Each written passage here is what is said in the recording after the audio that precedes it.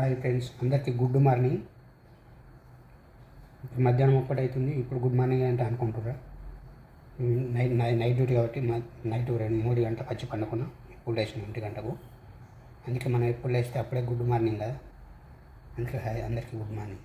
వర్క్లో ఉన్న వాళ్ళు, నైట్ డ్యూటీ చేసే వాళ్ళు అందరికీ తెలుసు కదా ఎట్లా ఉండదు.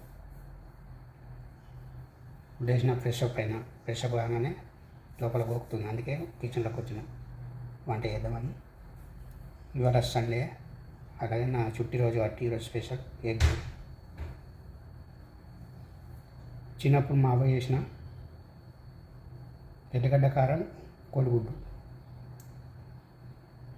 2-3 కోడిగుడ్డు పోసి ఇంత ఎర్రగడ్డ కారం వేసి ఫ్రై చేసి పెట్టేది. 2-3 రోజులు తిన్నాం. అప్పుడు అంటే 20-25 సంవత్సరాల క్రితం నేను చిన్న పోరాడప్పుడు.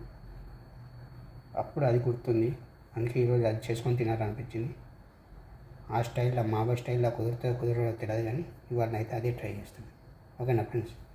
అలాగే రైస్ కూడా అయిపోయింది. ఇలా పైన వారం రైస్ తెచ్చిన. ఇదేంటో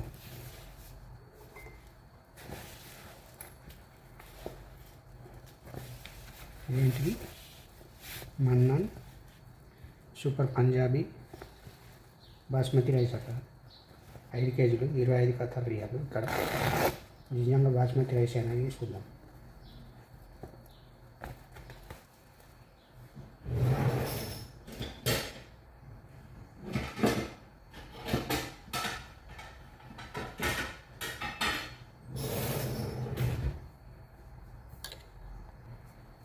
ప్యాకింగ్ అయితే మంచిగా ఉన్నాయి, డబల్ ఉన్నాయి. లోపల ఎక్కువ ఉన్నాయి, రైస్ అయితే ఎక్కువ ఉన్నది తెలియదు.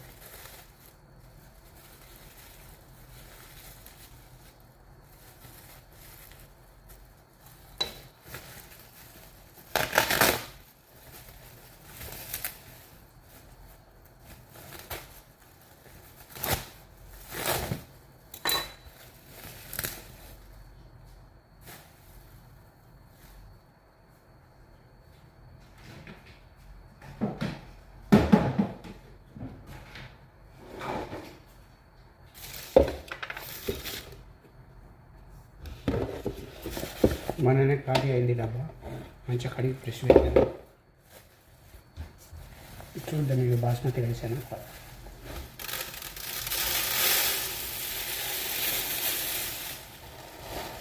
5 కేజీలు కథాలు వేయాలి, 25 వేయాలి. మళ్ళీ సిటీ సెంటర్ వేరేప్పుడు తీసుకొచ్చిన, రేట్ తక్కువ ఉన్నదని తీసుకొచ్చిన.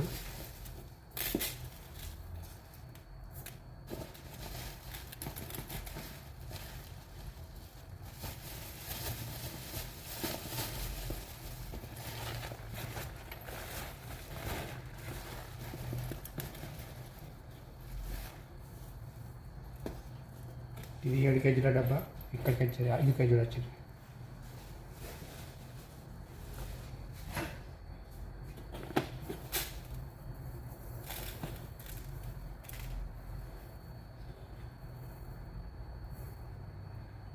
బాస్మతి రైస్ స్మెల్ అయితే లేదు, కానీ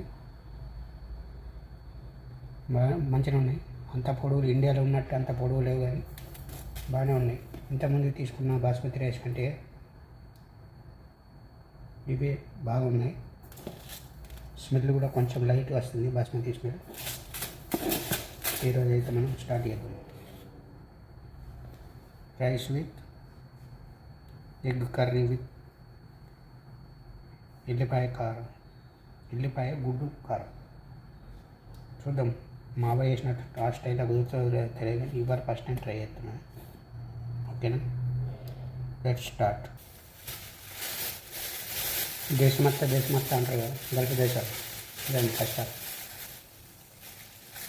ఇవి 15 డేస్ క్రితం తెచ్చిన మిరపకాయలు. ఫ్రిడ్జ్లో పెడితే అలాగే ఉన్నాయి, ఫ్రెష్గానే ఉన్నాయి. ఒక్కొక్కసారి ఖరాబ్ అయితే, ఒక్కొక్కసారి అలాగే ఫ్రెష్గా ఉంటాయి.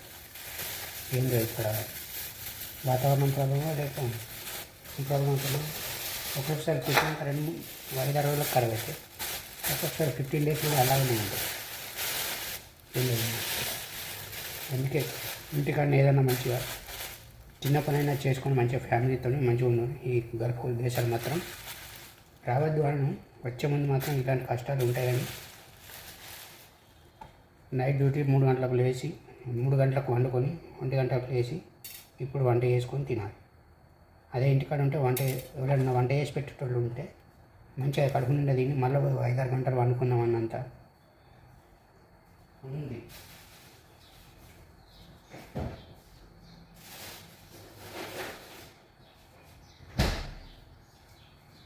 కానీ పండుకుందామంటే నిద్ర వస్తుంది, ఎందుకంటే ఆకలి అవుతుంది. ఇప్పుడు వేసి వంట చేసుకొని తింటే మళ్ళీ నిద్ర వస్తుంది, మళ్ళీ 5-6 గంటలు వండుకోవచ్చు. ఇవాళ పండుకొని కుదరదు, ఎందుకంటే ఇండియా పాకిస్తాన్ మ్యాచ్ ఉంది కదా. ఆల్రెడీ స్టార్ట్ చేస్తే పాకిస్తాన్ బ్యాటింగ్ నడుస్తుంది. అందుకే మన ఇండియా బ్యాటింగ్ వచ్చేటప్పుడు స్టార్ట్ అయ్యేటప్పుడు వంట చేసుకొని రెడీ ఉంటే ఇండియా బ్యాటింగ్ మంచిగా ఫ్రెష్గా చూడొచ్చని స్టార్ట్ చేసిన వంట. ఇలా ఉంటాయి గల్ఫ్ కష్టాలు. గల్ఫ్ దేశం రావద్దు అని అంటలేదు, ఎందుకంటే మనం ఇండియాలో కొంచెం డబ్బులు లేకుంటే చాలా కష్టం కాబట్టి బ్రతకడం. ఖచ్చితంగా రావాల్సింది గల్ఫ్ కంట్రీలు. జాబ్ లేని వాళ్ళు, జాబ్ ఉన్న వాళ్ళు అయితే హ్యాపీగా ఉంటారు, అది వేరే విషయం. జాబ్ ఉన్న వాళ్ళు, డబ్బు ఉన్న వాళ్ళు మంచిగా హ్యాపీగా ఉంటారు. మన లాంటి మిడిల్ క్లాస్ వాళ్ళు మాత్రం ఖచ్చితంగా రావాల్సిందే.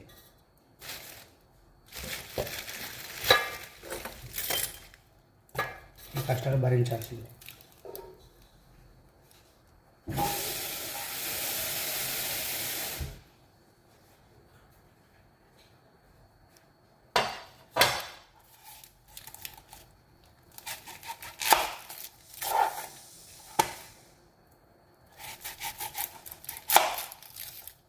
నాకు తినడం అంటే చాలా ఇష్టం, కానీ వంట అంటేనే విసుగు పడుతుంది.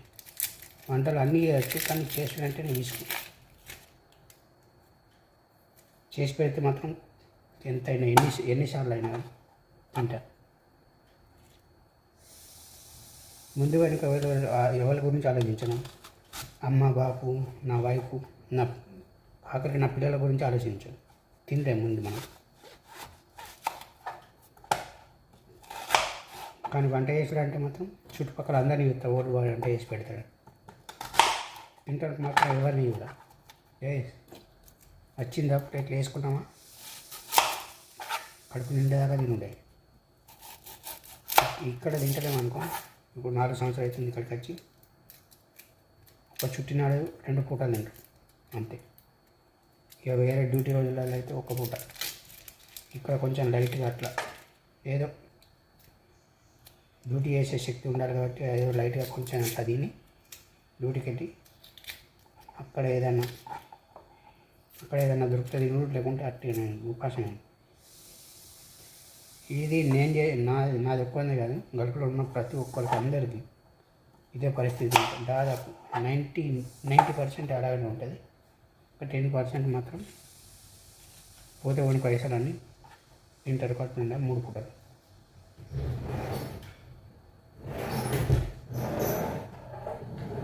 మిగిలిన 10% మంది అంతే ఉంటుంది. డ్యూటీ రోజులలో 1 పూట తింటారు.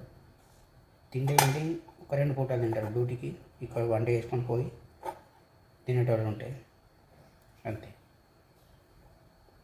బియ్యం అయితే పొయ్యి మీద పెట్టిన పొంగొస్తున్నట్టుంది.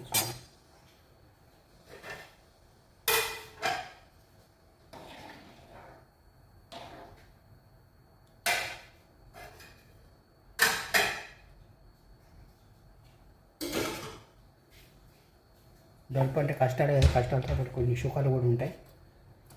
డబ్బులు వస్తాయి కాబట్టి ఫుల్గా మంచిగా మైండ్ రిలీఫ్ ఉంటుంది. డబ్బులు ఉన్నాయన్నాయి కొరత ఉండదు. ఇంటికాడ ఫ్యామిలీకి ఖర్చులకు, మన ఖర్చులకు కొరత మాత్రం ఉండదు, టెన్షన్ ఉండదు. అది మాత్రం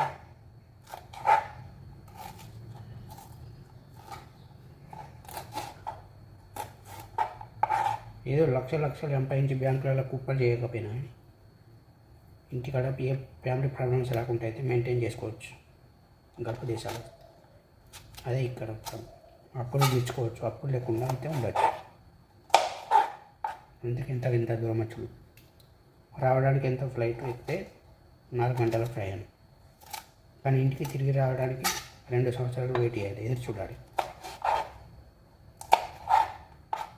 అట్లుంటుంది అందరి పరిస్థితి అంతే, నాది ఒక్కందానే కదా ఘోరమైన. ఒక్క నెల జీతం కాకూడదు అనుకుంటే ఫ్లైట్ టికెట్ వస్తుంది, 4 గంటల జర్నీగా ఇంటికాడ ఉండొచ్చు. కానీ దాని గురించి 24 నెలలు వెయిట్ చేయాలి.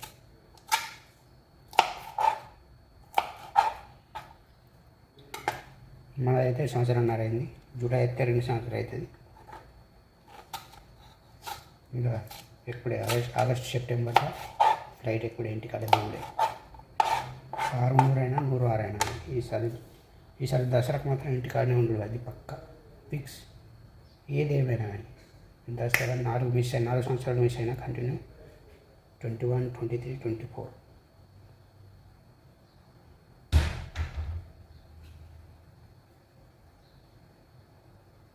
21, 22, 23, 24 4 మిస్ అయినా 25.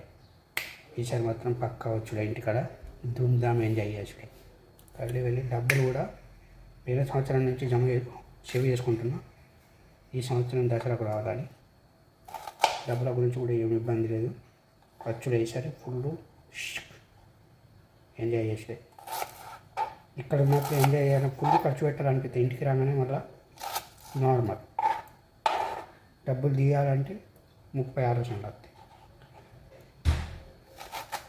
ఖర్చు పెట్టడానికి టిప్స్ ఉంటే నాకు ఫ్రెండ్స్ ఎవరైనా షేర్ చేయండి. ఎందుకంటే పర్సులో డబ్బులు ఉంటాయి, వెంటనే ఖర్చు పెట్టాలి. ఆ మైండ్ సెట్ నా మైండ్ సెట్ మారాలి, ఇప్పుడు ఉండాలి. సిటీ ఎవరైనా ఎవరికైనా అలాంటి లాజిక్ తెలిస్తే నాకు షేర్ చేయండి ప్లీజ్. డబ్బులు ఉండి కూడా ఖర్చు పెట్టలేకపోతున్నాను నేను. ఆ మైండ్ సెట్ మారాలి. డబ్బులు లేనప్పుడు ఖర్చు పెట్టకపోవడం ఓకే, డబ్బులు ఉండి ఖర్చు పెట్టలేకపోతున్నాను కాబట్టి నేను ఇక్కడ ఉన్న రోజు ఇక్కడ ఉన్నప్పుడు ఉండే అనుకుంటే ఇలా డబ్బులు తక్కువ ఉంటాయి. అలా ఖర్చు చేసే మైండ్ సెట్ మార్చడానికి ఏదైనా టిప్ ఉంటే నాకు షేర్ చేయండి, ఓకేనా ఫ్రెండ్స్. అలాగే నా వీడియోని సబ్స్క్రైబ్ చేయండి, షేర్ చేయండి. చూస్తున్నారు, వీడియోని బాగానే చూస్తున్నారు, యూట్యూబ్ కూడా ఎంకరేజ్ చేస్తుంది, కానీ సబ్స్క్రైబర్స్ రావడం లేదు. ఓకేనా ఫ్రెండ్స్, సబ్స్క్రైబ్ చేసుకోండి నా ఛానల్, ఓకేనా. బాయ్, మళ్ళీ నెక్స్ట్ వీడియోలో చూసుకున్నాం. Subscribe please. హాయ్ ఫ్రెండ్స్, ఇప్పుడు మనం అయితే కర్రీ ప్రిపేర్ అవుతున్నాం. ఎల్లిగడ్డలు ఒక 3 ఎల్లిగడ్డలు తీసుకున్నాం, పెద్దవి వేసుకుంటున్నాము. ఇది మా చిన్న రోడ్డు, మాది అది మన వేరే అది హైదరాబాద్ అవుతాను. దంచుకుందాం. ముందు ఎల్లిగడ్డలు వేసిన కొంచెం లైట్గా దంచాను. ఇప్పుడు ఒక 3 లవంగాలు, 3 యాలకులు వేసుకుంటున్నాను.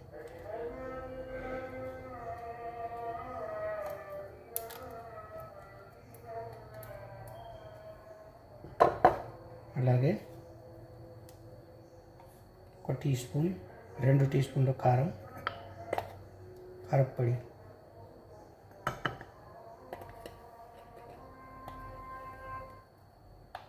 2 అయినా 3 అయినా వేసుకోవచ్చు. కొంచెం ఘాటుగా తింటాం కాబట్టి మనం తెలంగాణలో నేను 3 వేసిన.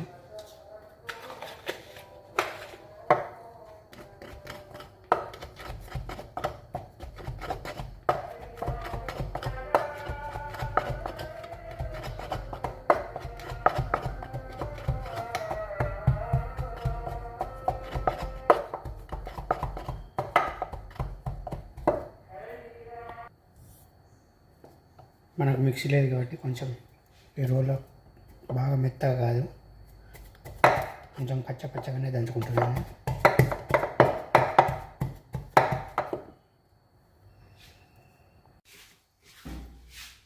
ఇప్పుడు 2 టేబుల్ స్పూన్ల ఆయిల్ వేసుకుందాం. ఆయిల్ కొంచెం ఎక్కువనే పడుతుంది, ఎందుకంటే ఎల్లిపాయ కారం కదా, కొంచెం ఎక్కువనే పడుతుంది ఆయిల్. కొంచెం ఎక్కువ క్వాంటిటీ ఉన్నది తీసుకున్నాను నేను.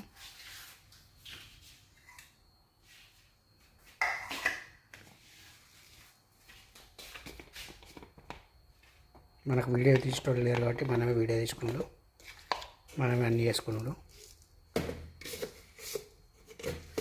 ఇప్పుడు కొంచెం వీడియో నూనె వేడి అయ్యేదాకా వెయిట్ చేద్దాం. ఒక 2 మినిట్స్. నూనె అయితే వేడి అయింది. ఇప్పుడు అందులో ఆవాలు జీలకర్ర వేసుకుందాం.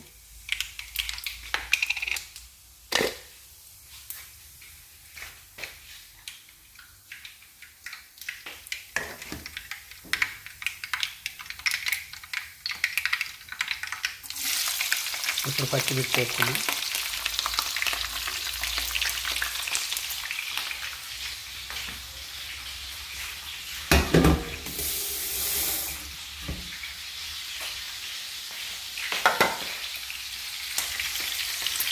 అలాగే తరిగిన ఒక ఉల్లిగడ్డలు 2-3 వేసుకుందాం.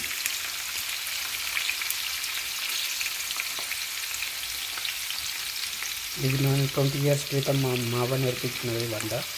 అంటే నాకు నేర్పించలేదు. అప్పుడు మనం వంట ఇవన్నీ ఏం పనులు చేస్తారో కాదు కాబట్టి చూసుకొని అంతే.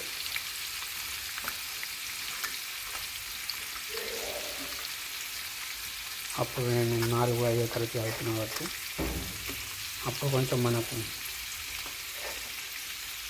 దగ్గర డబ్బులు లేవు కాబట్టి ఒక 2-3 రోజులు ఇలా ఉండటం తినడానికి మా అవ్వ వేసి పెట్టేది ఇలా మాకు. అదే నేను ఈ రోజు ట్రై చేస్తున్నా.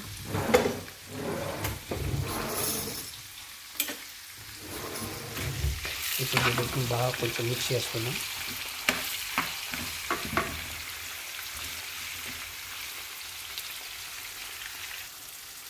అలాగే ఇందులో కొంచెం కరివేపాకు వేసుకుందాం. ఇందులో కడిగి పెట్టుకోవాలి కరివేపాకు.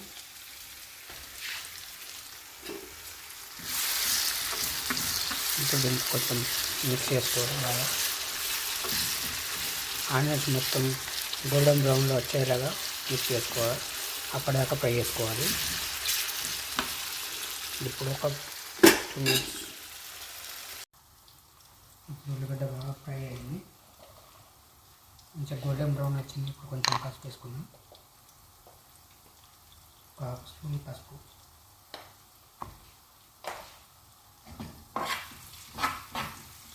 ఇప్పుడు దీన్ని బాగా మిక్స్ చేసుకుందాం.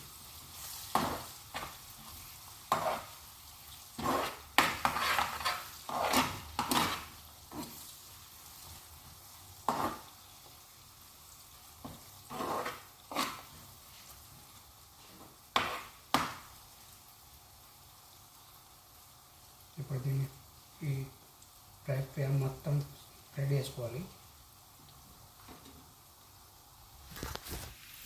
ఎలా అంటే ఇలా కొంచెం స్ప్రెడ్ చేసుకోవాలి. ఎందుకంటే ఎగ్స్ వేయడానికి అనుకూలంగా.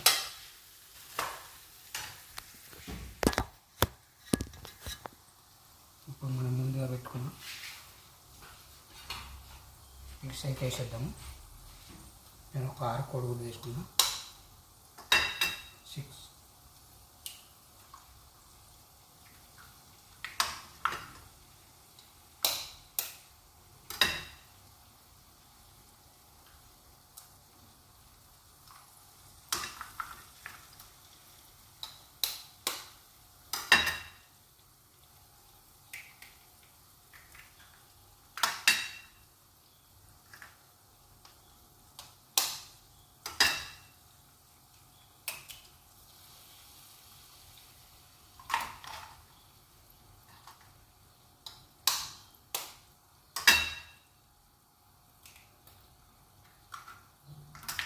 మొత్తం కడాయి మొత్తం వచ్చేసిన 6 కోడిగుడ్లు.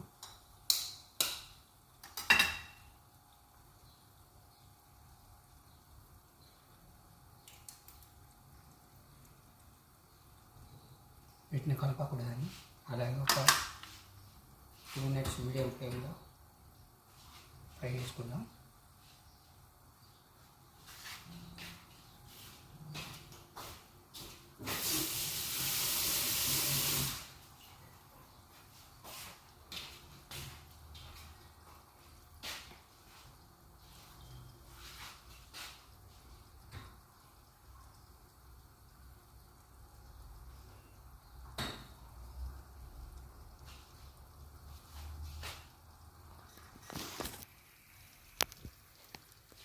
ఎగ్స్ అయితే ఇలా వస్తుంది.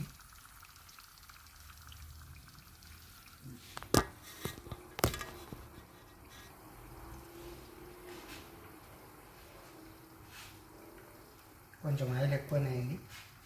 సరిపోతుంది.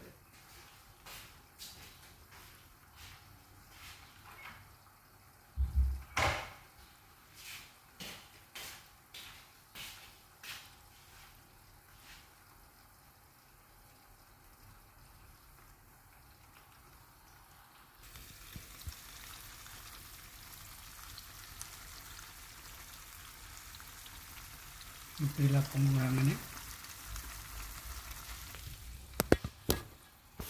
ఇప్పుడు వీటిని చిన్న చిన్న ముక్కలుగా కట్ చేసుకుందాం.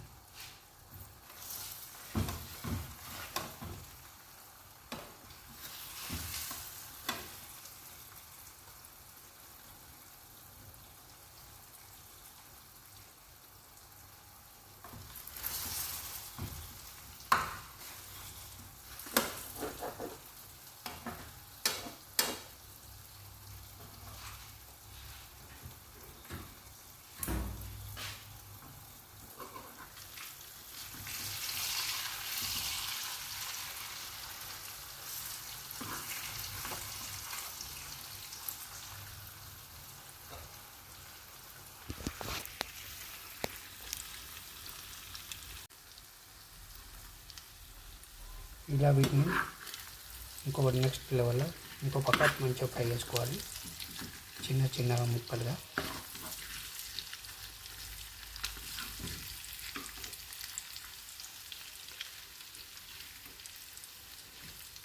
ఇలా చిన్న చిన్న ముక్కలు ఉంటాయి, తినడానికి కొంచెం బాగుంటుంది.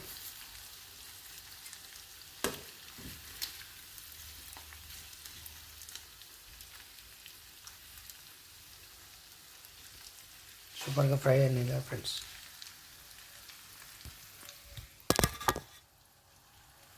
ఇప్పుడు దీంట్లో మనం ముందుగా దంచి పెట్టుకున్న ఎల్లిగడ్డ కారం వేసుకోవాలి.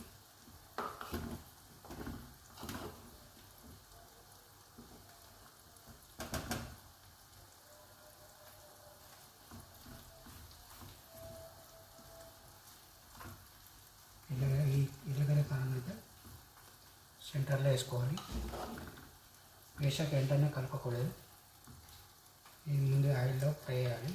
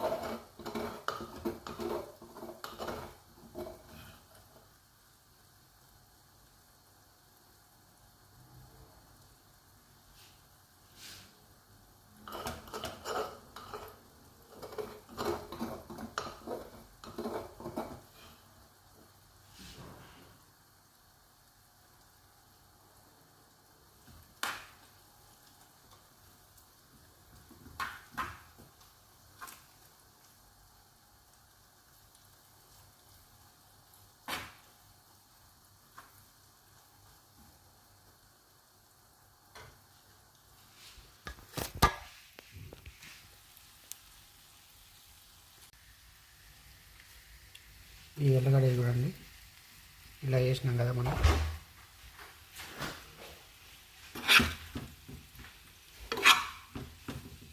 చెప్పు.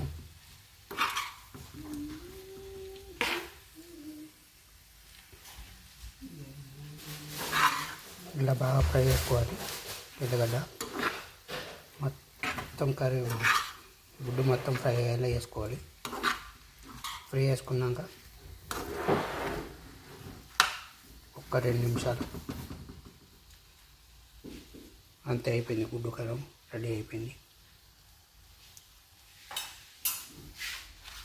మన అన్నం ఎట్లా వచ్చిందో పుల్లలు పుల్ల.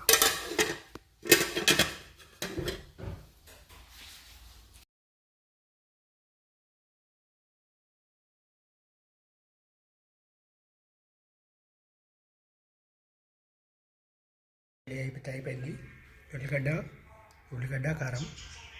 చూడండి ఎంత బాగా వచ్చిందో. ముక్క చూడండి, ఎగ్గు మొత్తం బాగా ఎల్లిగడ్డ పట్టుకుని, రైస్ చూడండి ఎంత చాలా బాగుంది. ఇలా ఒక్కొక్క ముద్ద కలుపుకొని ఈ ఎగ్గు వా. మా అవ్వ గుర్తొచ్చింది కానీ 25 సంవత్సరాల క్రితం మా అవ్వ చేసిన కొడుగుడ్డు ఎల్లిగడ్డ కారం సేమ్ అదే టేస్ట్ వచ్చింది ఇలా.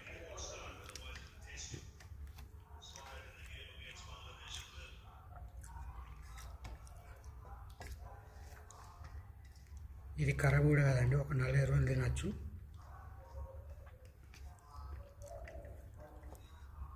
సూపర్.